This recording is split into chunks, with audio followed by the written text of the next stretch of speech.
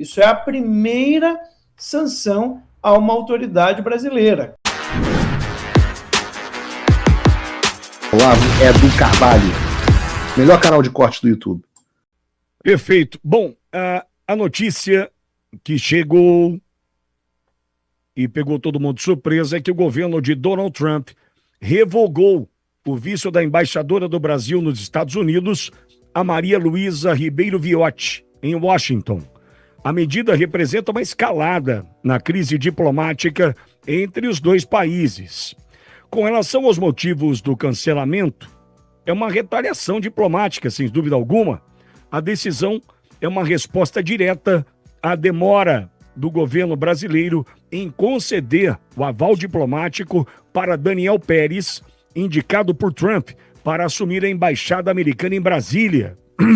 Além disso, tem como estopim o fato do Itamaraty negar a concessão de vistos para 2 funcionários do Departamento do Estado americano que viriam para cá sob a justificativa, né, como observadores do processo eleitoral, e o Itamaraty justifica que traria um risco de interferência política nas eleições do país.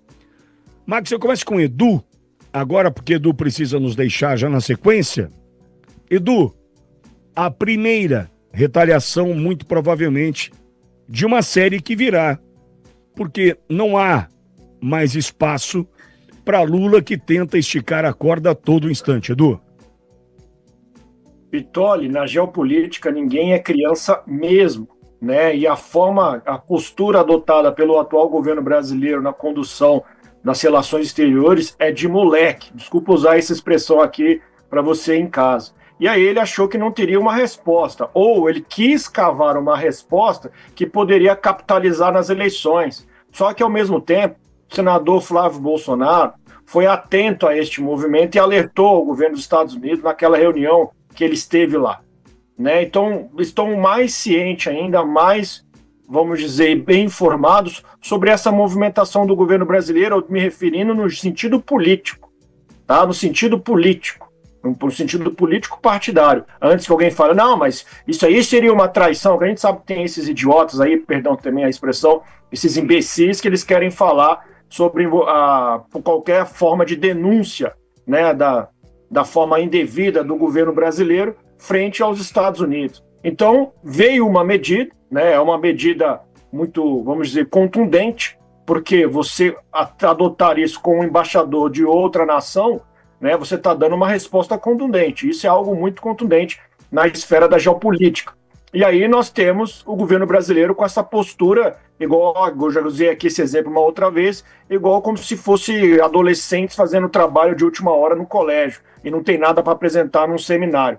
É esse tipo de condução que a gente está vendo no Lula 3. Só que a gente tem um agravante, né? Porque se trata de um Estado, as pessoas dependem do Brasil e eles não se importam, seja prejudicar pessoas jurídicas, seja prejudicar pessoas físicas no seu sentido de quebra econômica, né? De hoje eu vi divulgando na internet, né, difundido na internet, aquele anúncio na GEDEL de Recife, anunciando que iria encerrar as atividades porque não tem mais condições. Aí teve outra empresa que também pediu recuperação judicial, que já foi aprovado, já foi deferido o requerimento. Então é este o cenário que o Lula 3 está deixando, seja na política nacional, mas agora com enfoque na política internacional. Por quê?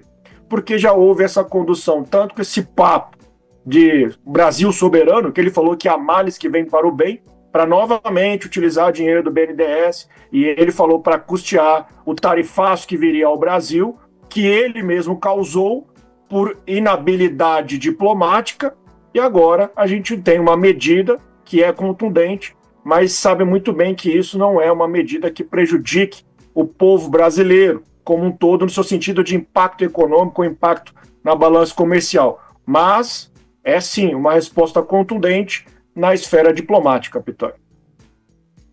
Edu, me despeço de você. Mais uma vez, obrigado por passar seu tempo aqui conosco. Obrigado, viu, Edu? Obrigado você, sempre um prazer estar aqui, Pitoli. Agradeço o carinho e a atenção comigo mais uma vez. Obrigado, querido Max, querida Zizi, a nossa querida audiência. Infelizmente, a gente não se encontrou ontem, mas numa próxima a gente se encontrará. Um abraço, Piton. Fica com Deus. Edu, você chegou na Lesp, eu tinha acabado de sair, que eu estava tão cansado de voz, como eu estou cansado, e aí eu usei a palavra lá, quase meia hora, e eu saí arrebentado de lá, saí por volta das 9.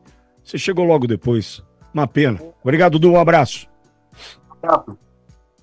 Aliás, ontem, Dom Bertrand estava lá, espetacular.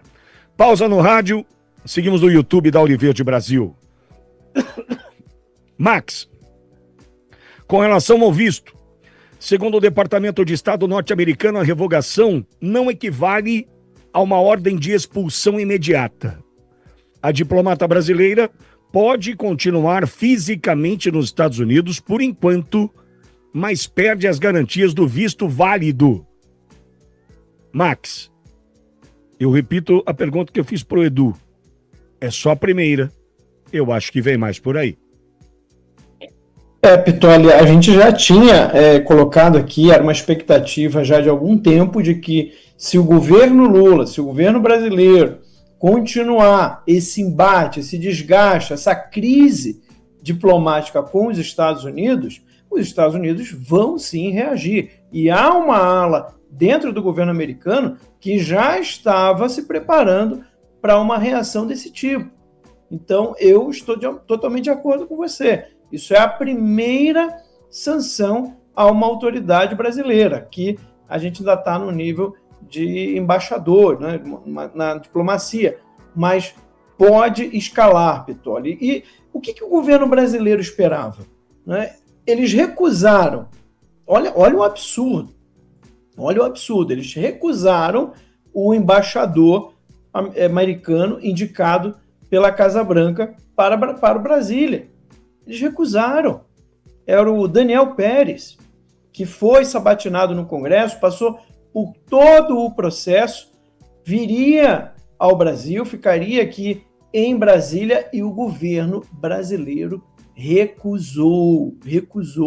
Então, não venham depois, né, porque eu sei que a velha mídia vai tentar fazer isso, dizer que é o Trump que está escalando a crise, que tá... Não, o primeiro a recusar o embaixador, né, dos Estados Unidos foi o Brasil. Então, é natural, essa resposta, eu acho que está até barata. Tá? Eu acho que o Brasil ainda está no lucro ainda nessa resposta, pelo fato deles deixarem a embaixadora continuar nos Estados Unidos, apesar de que ela pode aí estar com um status pendente, enfim, né? Não é uma situação muito confortável imigratoriamente falando, não. Talvez ela pense aí em voltar ao Brasil enquanto o visto dela não for, né, devolvido, porque é uma situação muito, muito difícil dela continuar com o visto revogado dessa maneira.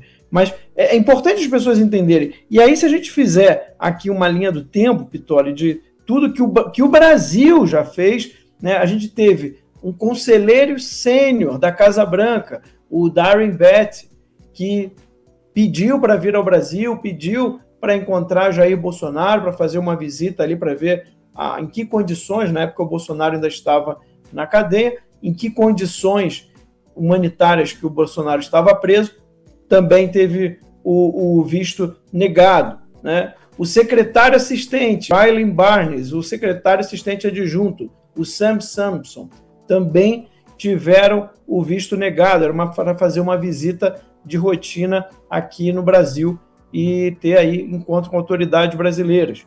Visto negado. Então, o que o Brasil estava esperando que fosse acontecer depois de negar esses vistos todos? E ainda recentemente, dois funcionários do governo americano que iriam vir para ver a questão do sistema eleitoral, conhecer o sistema eleitoral, ter uma conversa com as autoridades, com a imprensa, também tiveram os seus vistos negados.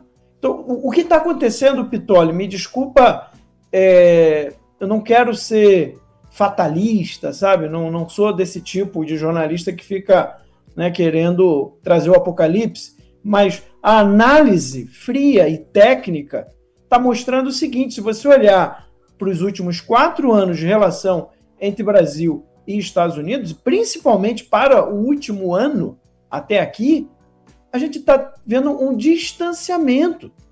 A gente está caminhando para uma ruptura de relações entre Brasil e Estados Unidos. Gente, isso não é brincadeira. E eu vou dar mais um exemplo histórico para vocês, tá? A última vez que os Estados Unidos aplicaram essa medida de cancelar visto de embaixador de um país, tá, do hemisfério ocidental, né, que eles chamam aqui das Américas, foi em dezembro de 2010 contra a Venezuela de Hugo Chávez.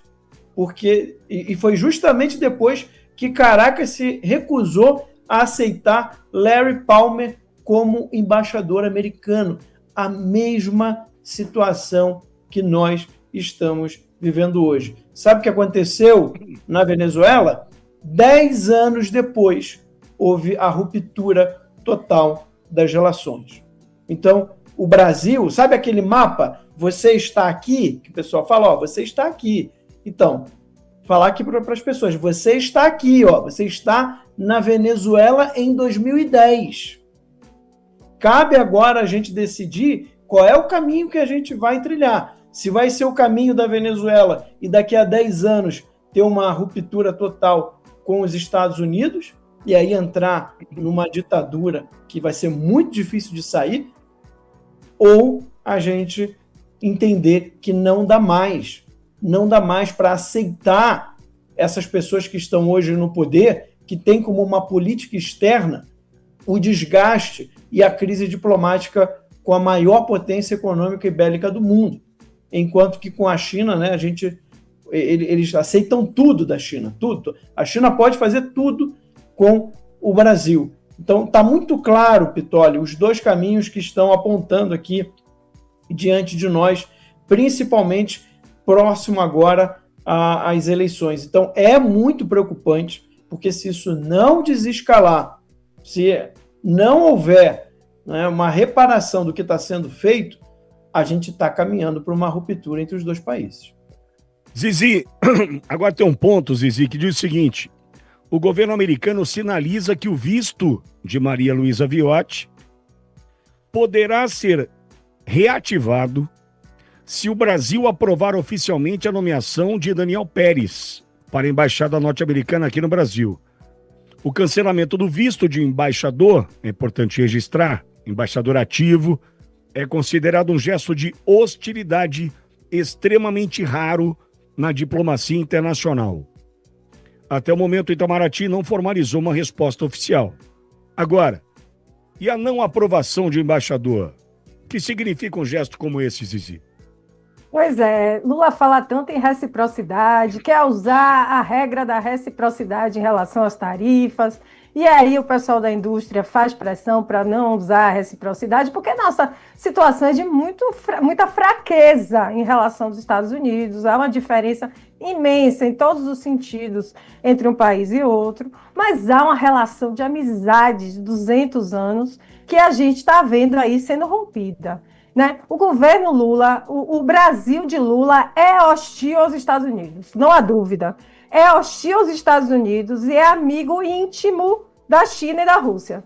Por quê? Porque ele faz opções ideológicas na sua diplomacia, o que também rompe uma tradição do Itamaraty, que é uma tradição bonita, é uma tradição que, independentemente dos governos, até então era uma tradição de neutralidade, de pragmatismo, né? E assim, o Brasil era muito bem visto com a sua diplomacia no mundo, mas Lula resolveu tomar um lado da ideologia dele, dos amiguinhos dele, né, do Foro de São Paulo, que é uma criação dele, que agora ele assume, né, que até outro dia não existia, era a teoria da conspiração. Então, ele faz essa política externa do Brasil baseada na lente dele vermelha.